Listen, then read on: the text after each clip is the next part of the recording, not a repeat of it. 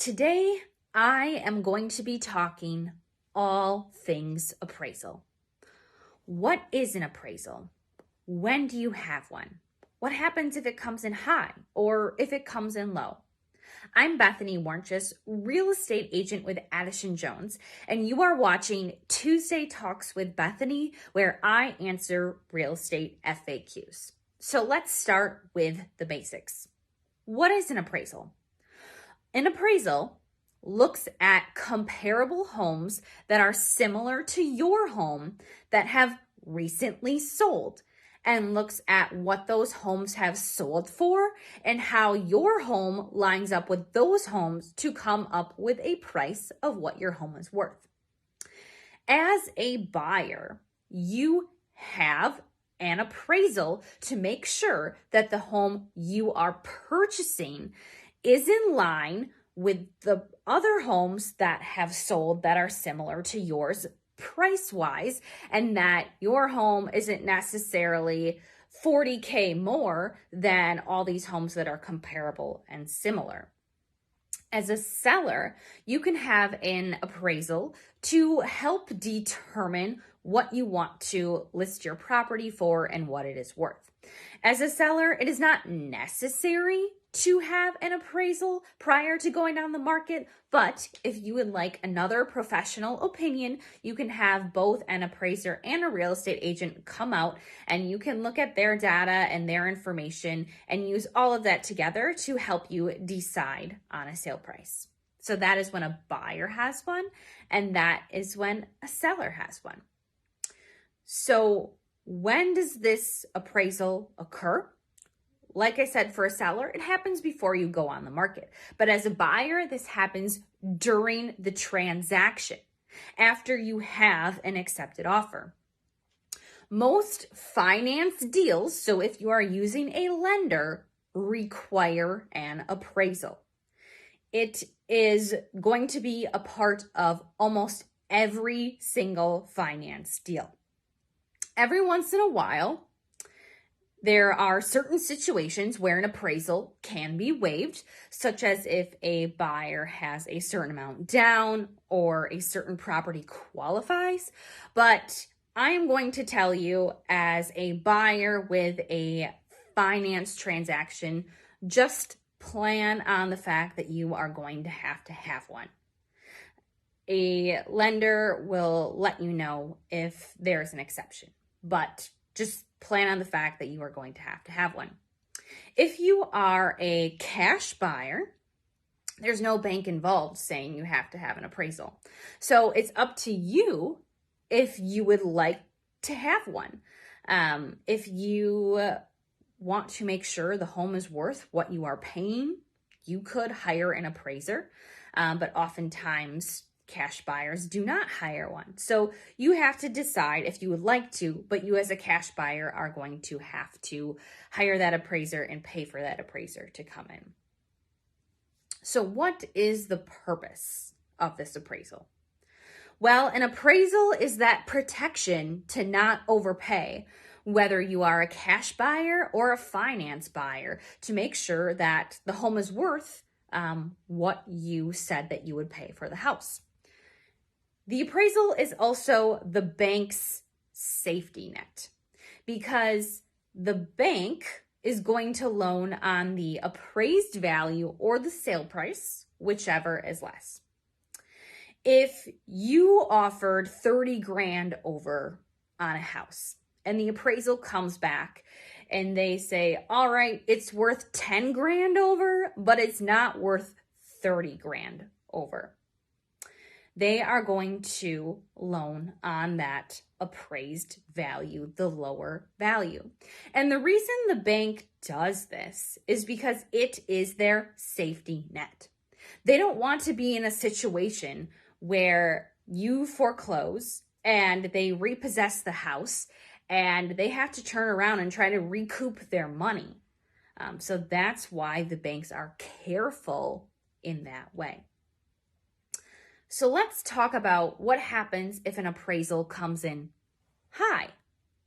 So say a home was listed for $150. You as a buyer got an accepted offer at 155 and your appraisal came in at 160. What happens? Sometimes buyers ask, okay, now do I have to pay 160 instead of 155 because the bank said that's what the house is worth? No. You as a buyer just pay that sale price that was agreed upon between you and the seller, that 155. You as a buyer get to keep that appraisal report. It just goes to you as a buyer. It does not go to the seller. All the seller needs to know is that the purchase price, the appraised value, it either met that 155 or it exceeded it. That's all they have to know. And you as a buyer get to do a little bit of a happy dance because you now already have a little equity in your home, and it's worth more than what you're paying. So you can be excited about that. Now, on the other side of this, there's what happens when an appraisal comes in low. And this is not as fun to deal with, but if an appraisal does come in low, so let's go back to that same situation. So 150 is what it was listed for. 155 is what you got that accepted offer for. And now the appraisal occurred and the bank said it's only worth the 150, what it was listed for, not the 155 that you have. So what happens? So first of all, if you get that appraisal report with that low number and you object to it, you have to provide that to the seller to prove it. So that's different. So when the appraisal was high, seller doesn't need it. But when the appraisal is low, you are going to have to go ahead and prove that to the seller and share that report with them. Now, this comes down to your appraisal contingency in the offer. Did you give the seller that right to cure? So did you give them the right to come down in the purchase price to the value shown on the appraisal report? So did you give them that right to come down to the 150 where you can move forward, or did you not? Now, there is that contingency, but it's not necessarily always that black and white. And not every seller is just going to come down in price like that, especially when we're out here in this seller's market. So what are some things that can occur? What can a buyer do? What can a seller do? Well, first of all, a buyer could try to dispute that appraisal. And, the agents working together, trying to provide comparable sales after they've looked at the appraisal. If they feel like the appraiser maybe didn't use a comparable that they should have, that would have boosted up the price a little bit. So everyone can say, hey, appraiser, here's some comparables. Would this maybe help you adjust the purchase price? And some appraisers maybe will, and some maybe won't.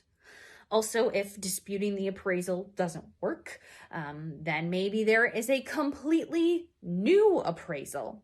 But if a new appraisal occurs, that could possibly cause some delays. And the same situation could also happen again, but it's just another option to try, possibly, if you would like to. But what happens a lot of the time is buyer and seller just go back to the table and they renegotiate it out. Maybe they meet in the middle, 50-50, buyers bringing extra and sellers coming down, and they meet in that middle. Or maybe the buyer just comes up with the extra. Maybe it's another $3,000. The buyer has it. They think the house is worth what they're paying and they're just going to do it. Or maybe it's a 70-30 split or a 60-40 split. It's just something that the buyer and the seller are going to have to renegotiate out. Something that we've been seeing in this market is called an appraisal gap. And this is where a buyer has written into their offer from day one what they are willing to pay over appraised value. So they're saying, I am willing to pay $3,000, for example, over appraised value, not to exceed my purchase price. So using this same example, say the house was listed for $150 and buyer and seller have this accepted offer at $155, but the appraisal comes in at $152. Well, buyer agreed to pay $3,000 over appraised value up to that purchase price, cap price of $155. And so the buyer is now just going to bring an extra $3,000. They've already pre-agreed to it. Or if the house appraised out for $154 when it was $155, well, then buyer just has to bring $1,000 extra.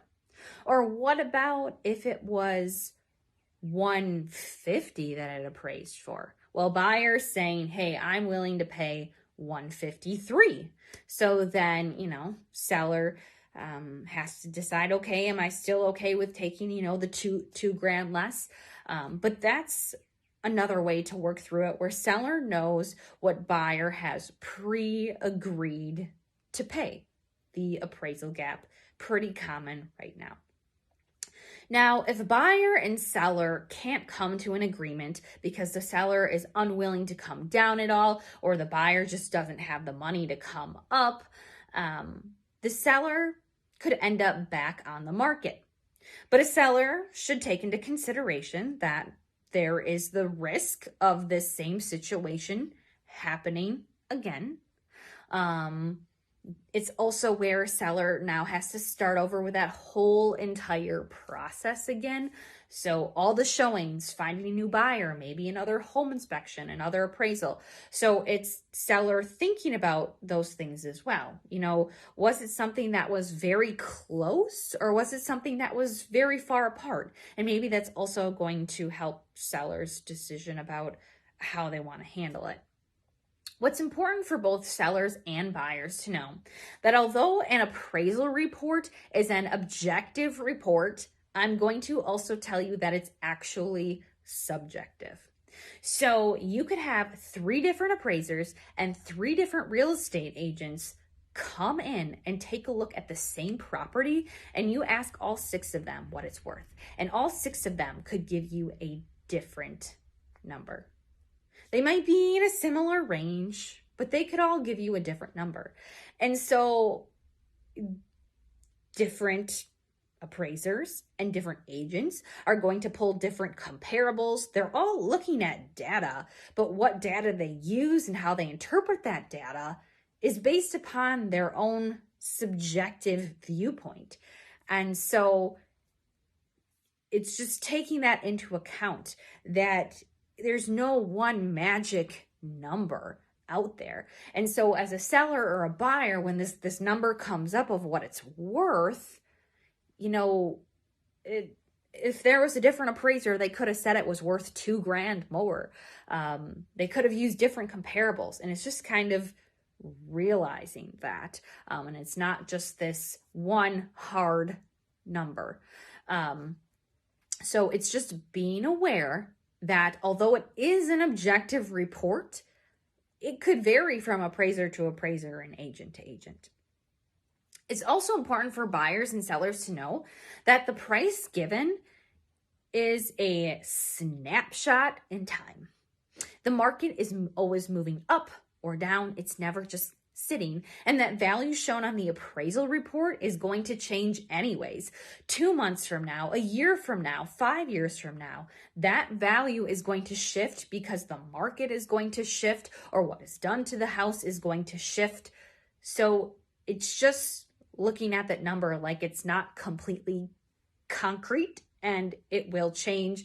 And maybe it's just something else to consider when you're trying to work through it, to not look at it as this just hard number of what a home is worth. Now, when low appraisals come in, they're not necessarily the most fun to work through, but in order for buyer to keep moving forward and buy the house, and seller not to have to start over in the whole process, buyer and seller have to decide, do we want to work through this? Do we want to keep going? And that's something that is important to talk with your agent about. That's what agents are there for. They are there to navigate you through your options and say, here's our options. What do you want to do? And as a seller and a buyer, when you know your options, you can make informed decisions and decide if you're going to work it out or if it's not going to work out.